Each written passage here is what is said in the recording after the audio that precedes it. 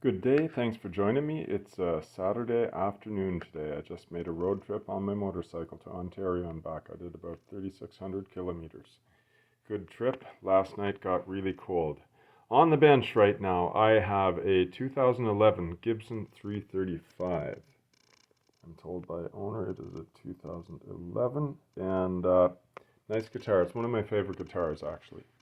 Um, some people revere the older ones more than the newer ones. They're both good quality. They are what they are. They have slightly different neck shapes sometimes. And the frets are fairly tall in the modern ones. Now, I'm going to go over this guitar with you and let you know some things that Gibson does really well and things that they kind of make some bad decisions on in the factory. And I'm going to point out another few things about this specific guitar as we go around it. First of all, looking at the nut. You can look at that, and if you know about Gibson guitars, you will know that number one, this is not a Gibson original nut. It's had its nut replaced. There's a couple things that were done okay on this nut, and a lot of things were done poorly. I'm going to try and slow it down here. Okay, if you take a look at that, I can't hold the camera and the guitar and point at the same time, so let me see what I can do. I've got the light down to there. What I want you to take note of is there's a gap here, and there's actually some scraping along the edge there. So whoever did the work on this nut, and I know where the person is, but that's okay. Anyway, they didn't do the ultra performance job on it, let me describe it that way. They did a basic utilitarian job on it. Gibson, one of the things they do really nicely, and this is going to explain these nubs. I don't know if they do it before they glue the fingerboard to the neck or after they glue the fingerboard to the neck. Doing it before is a lot easier procedurally. But Gibson, what they do is they put the frets in the guitar fingerboard, and then they edge the fingerboard and frets at the same time. Then they glue the binding on. They glue the binding on tall, okay? And then what they would do after that is, if I can just bear with me as I grab for a scraper. Okay, they will take some sort of a scraper and they will scrape, let's see where I could go. They'll scrape along here and they'll scrape the plastic binding down to the level of the fingerboard. Now, there's a few problems in that. I have one edge of this scraper. You can see it's safed by some tape. So, here's one of the troubles with this. I can tell by observation, although I've never visited the Gibson factory, these Gibson guitars are finished by hand. Someone scrapes these by hand, because if you program this into a machine, you'd do something different.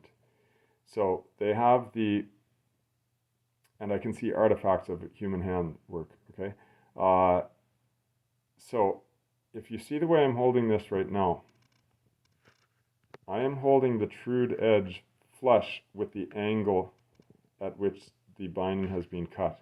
When they're scraping that, they scrape it, quote unquote, flush to the wood, but they actually scrape the wood down a little bit too. So in this area, it's kind of flat. So what you have is you have the fingerboard coming along at a nice regular radius, and then at the edge of the fingerboard, it drops down. So that's one thing that I find maybe disappointing that Gibson does. One thing that they do most excellently is, after the binding is on and their nut is in, the nut that they install, unlike this fellow who did a poor job, I'm sorry, I'm having trouble getting it to focus there. Unlike the fellow that did a poor job on that, Gibson will finish the, let's try and get that in for focus, there we go. Gibson will try to, or they won't try to, they finish the wood and the ends of the nut. So the end that faces you right here, they finish that end of the nut and the other end of the nut flush with the wood, and then they put the finish on. And it makes for one of the most beautiful nut fitments of any factory guitar. There's one trouble with that, and that means maintenance. If you ever have to pull out the nut, then you got to pull it out. Another thing that Gibsons used to do a whole lot, the modern Gibsons, let's say, I'll show you the way they, I need to draw a diagram here, so I'll show you the way they would make their nut. Okay, here's the headstock angle, and here's the nut, the main nut slot, and then this is the fingerboard. So the fingerboard is this thickness here, right? From here down to here is fingerboard. And here's the nut. The nut goes right through that, we'll call it a U-shaped groove, and it comes up to here. Then what Gibson does, I have overdrawn the angle of the headstock, so I'm going to try and correct it a little bit. What Gibson does is they really sharply, I'm going to draw this sharp for exaggeration, they sharply exaggerate the angle of the back of the nut. So when the string goes across, and then it bends to hit the string post, there's a string post, kind of like a boat's capstan, right? Shaped kind of like that. And then you have a nut at the bottom, and then you have a washer under that, right? So the strings only touch on the very tip of the nut slots, and there's not much contact. Now, later in a different video, I'm going to show you the way I make Ned's nuts. Okay, I make a nut to work very efficiently and optimally for avoiding any tuning issue, avoiding any pinging, and for longevity, and to also avoid any nut buzzes. So anyway, that's the way Gibson makes their nuts. So it's a shame they don't make the top of the nut better. My nut, just to give you a diagram, I'll taper it from the bottom there, and I go right up to the top there.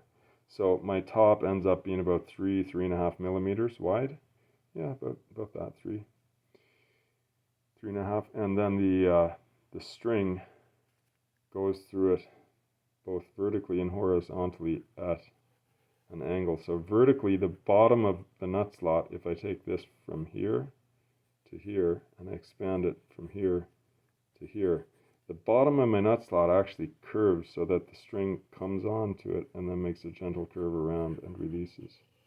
So there's never any kinking, but it makes that angle vertically as well as from top view. It makes it horizontally. So if this is the nut, right, that's the top of the nut. It's terribly shaped because I'm drawing with one hand. Can't even hold the paper. So let's say this is the D string. So you see it curves like this side to side so that it can reach the D string tuner as well. That's overdrawn the angle for illustrative effect. Okay, if you guys are with me to here, let me show you a few other things about the Gibsons that are, I wish they'd stop doing that in the factory. Let's try and take a look at these frets.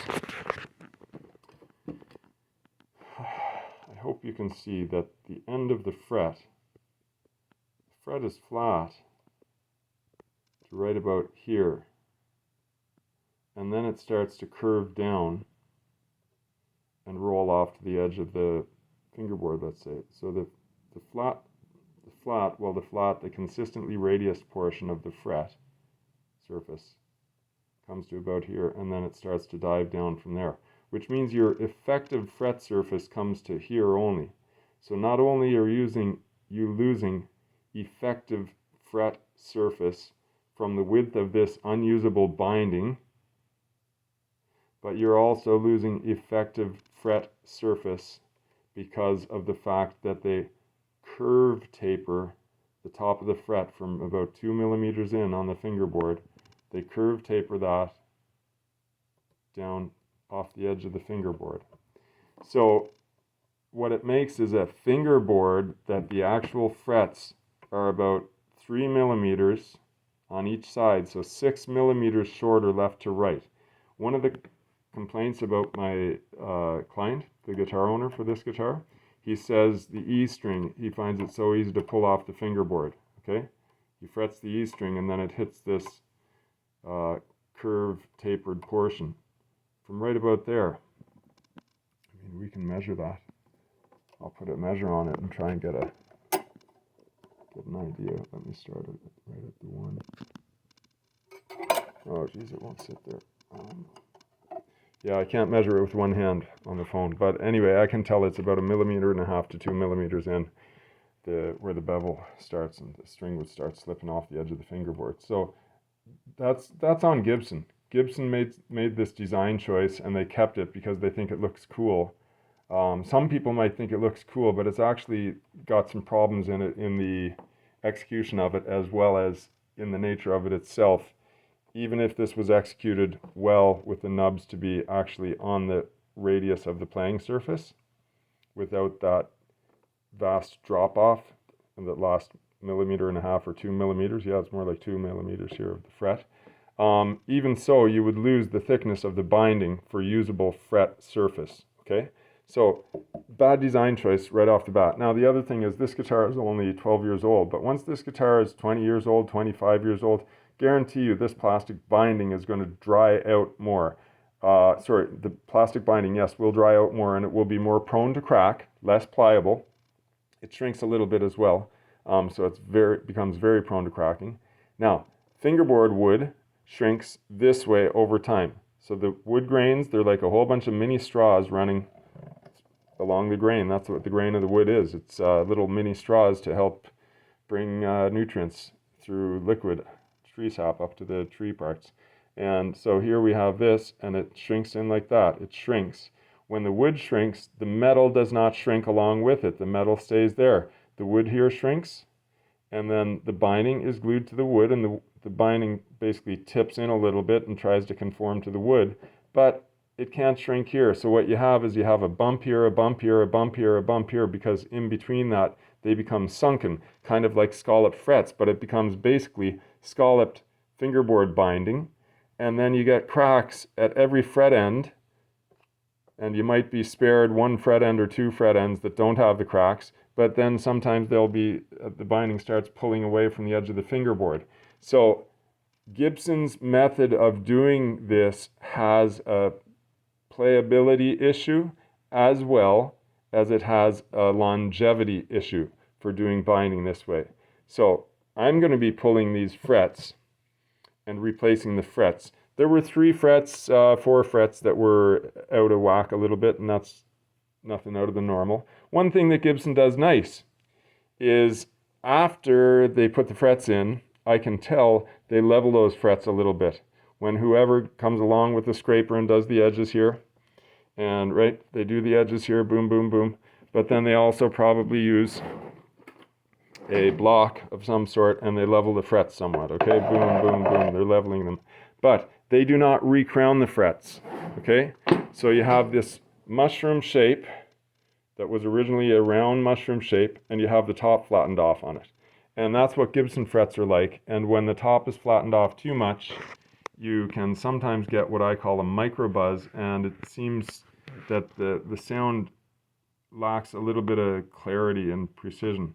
And it's tough in this video to see the level spots on the top of the fingerboard, on top of the frets. But if you look here, if you've got a keen eye and know what you're looking for, you can tell that those frets are not properly round. Okay, so that's another thing that Gibson they get half right, because some other manufacturers, they will install the frets, and rather than leveling them afterwards, they trust that their hydraulic press machines press each fret in significantly equivalently, that they don't need to go over and level it.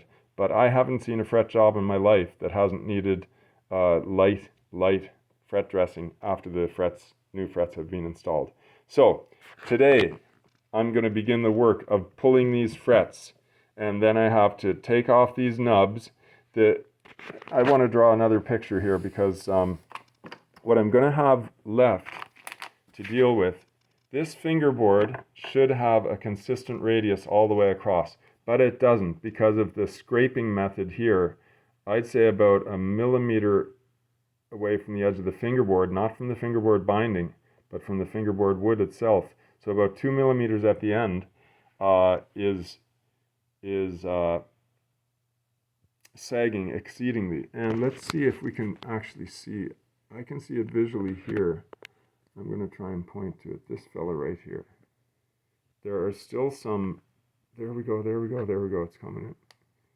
You might be able to see some of the lines that are going this way. They're ripple lines, and that is, I'll call it an artifact from, I'm going to bring this to see if we can get the focus to work better. Those are artifact lines. There you go, you can see some of them between the 9th fret and the 10th fret on the edge. Those are artifact lines from working with the scraper. It's called chatter sometimes. It'll be called chatter if you're using a file. But one of these scrapers will bump a little bit. It'll jump a little bit as you're scraping. And so that's the chatter marks, and those chatter marks go in, about 1.5 millimeters in from the edge of the fingerboard. And so that means that the edge of the fingerboard, okay, here's the fingerboard radius, including the binding.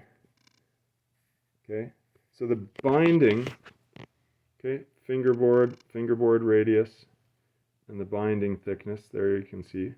The binding should be on the same radius as the fingerboard. But here's what Gibson has done. They've taken it and they've kind of taken that bit, and again, exaggeration, and they've chopped those bits down here like this. So when I put in new frets, we don't want a gap between the new frets and here in this space. So I got my fret right down there good, and I plane this out a little bit. I smooth that out, okay, and I smooth that out, and then my frets get hammered down, and then when I work on my frets, I do planing on the frets as well. And I'm very careful not to do that bit where at the end of the fingerboard, if you should be at this intersection angle, tangential, I think, intersection angle, you don't want to tilt your file here and or your file, your sanding block here, and hit it up like that. You want to have it still matching the radius all the way across. So you never want to dip too far at the ends. Okay, so there's some things that Gibson does well, some things that Gibson doesn't do so well with frets. I am a Gibson fan. I've got nothing against Gibsons at all. If anything, I have a bias towards them, but I'm just telling you the facts about Gibson fingerboards.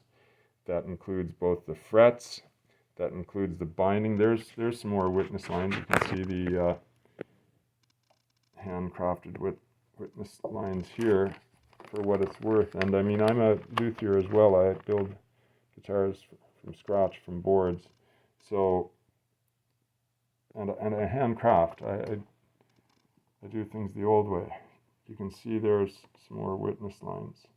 And with the lights, I mean, it's tough to get the right contrast.